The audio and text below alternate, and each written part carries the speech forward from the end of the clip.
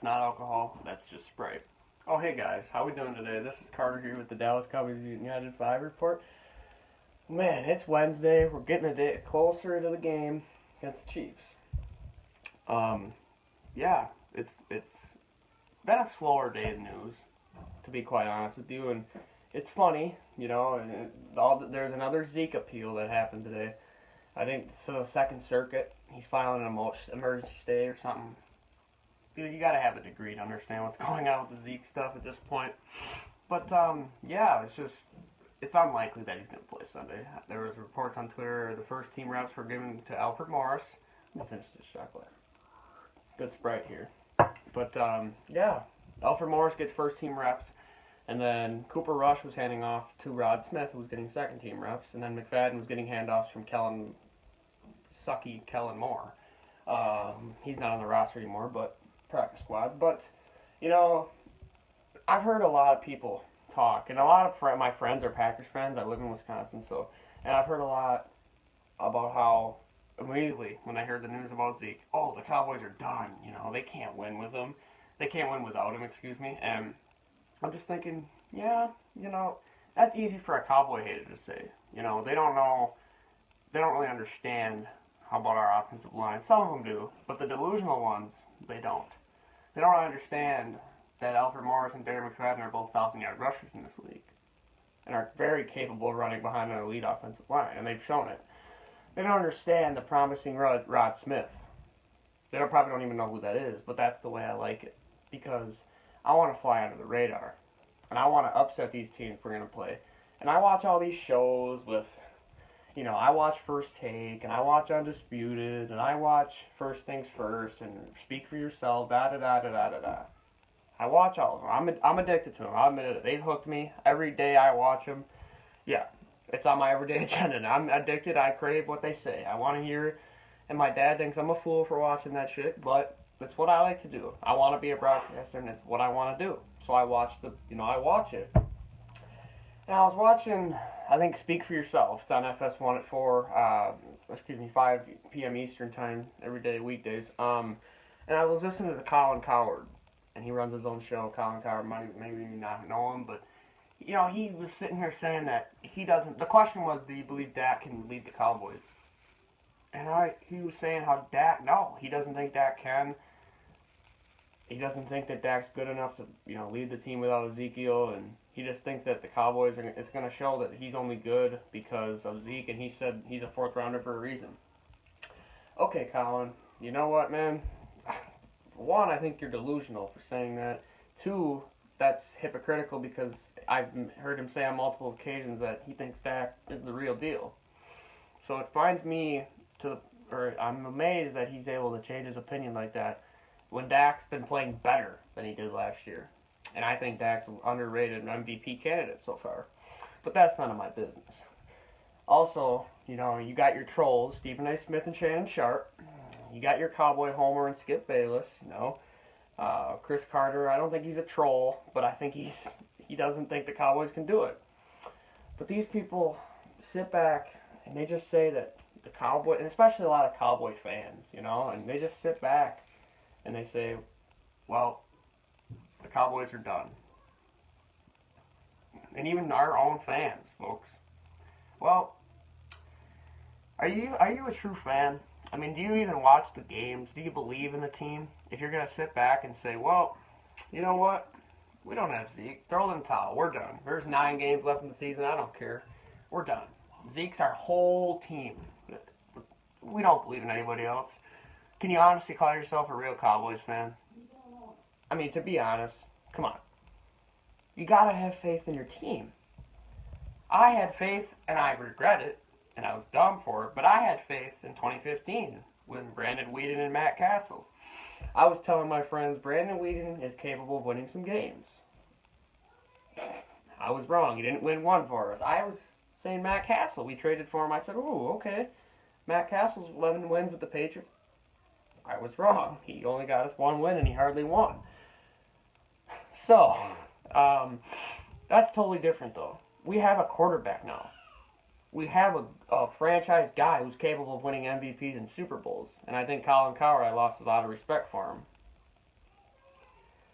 But you got to remain faithful. You got to understand that this team is built around Zeke Elliott. We understand that. That's obvious. We're a running football team. We dominate the line of scrimmage, control the clock, keep our average defense off the field.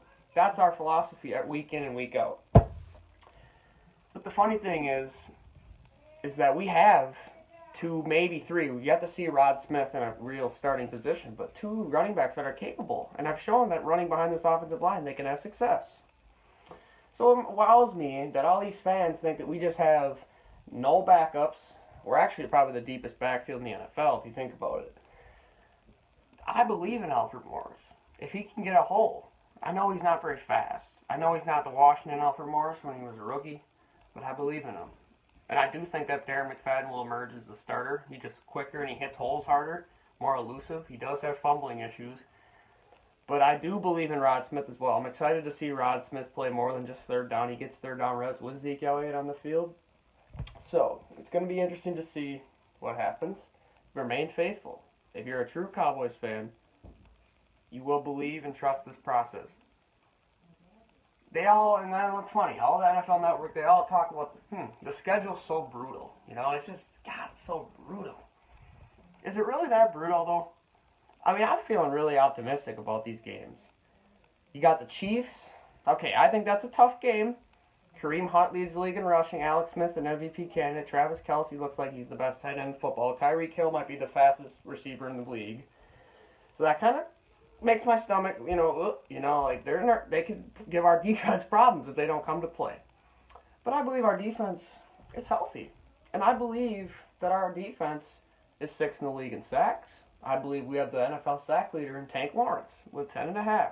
I believe that David Irving's played 3 games for this football team and already has, I think, 5 or 6 sacks. Tyrone Crawford, speaking of him, congratulations to him. He got the Special Teams Player of the Week award. I don't know. I didn't know he played special teams, but congrats to you, T-Crawford. Big award, baby captain for our football team. He has like 4.5 sacks. Malik Collins, our uprising D tackle. So our defensive line is elite.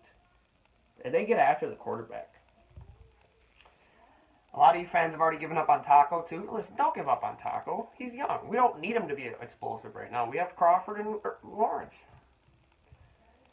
Our linebacker, Sean Lee's healthy. Jalen Smith. I like the Jalen Smith that only plays 15 snaps a game, or less.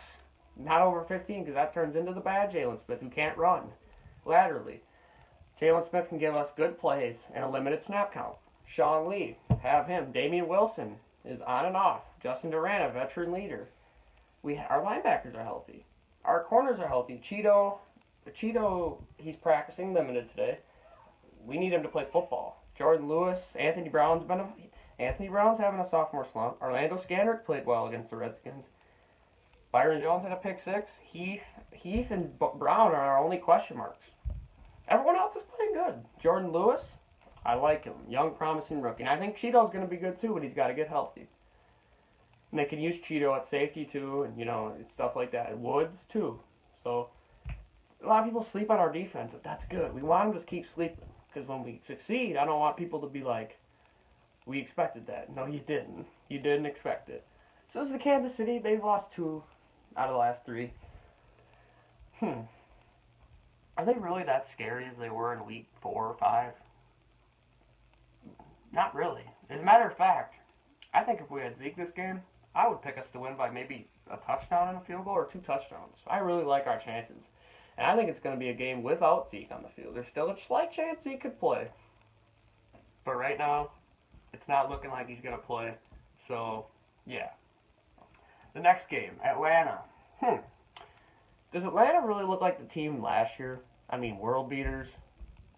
I mean, Julio has 1 touchdown on the year. Freeman's not doing anything. Ryan's been inconsistent. They don't have Shanahan. Their defense is almost bad. They are 4-3, and they only beat the Bears because Mike Lennon fumbled on the last play. And what was their other win? God, it was a close game. They barely beat another team.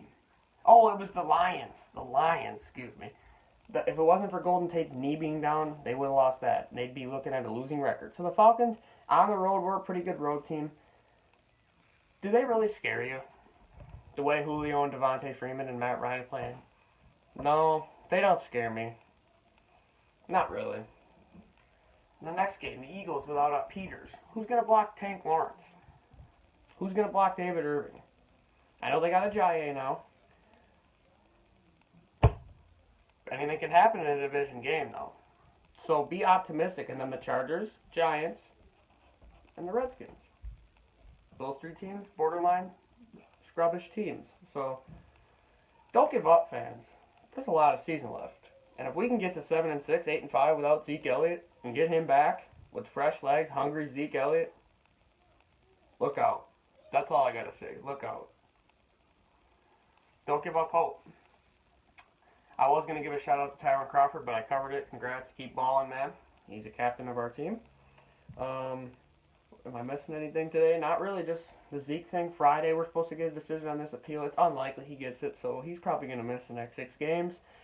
Yeah, but just remember, don't give up. If you're a true fan, remain faithful. And the schedule is not that brutal as you think. So remain faithful. Keep the mojo going. Free Zeke. Cowboys shot glass filled with Sprite. And if you saw this video, subscribe to my page, like and comment on my video. And as always, go Cowboys. And I'm Carter with the Dallas Cowboys United 5 signing off.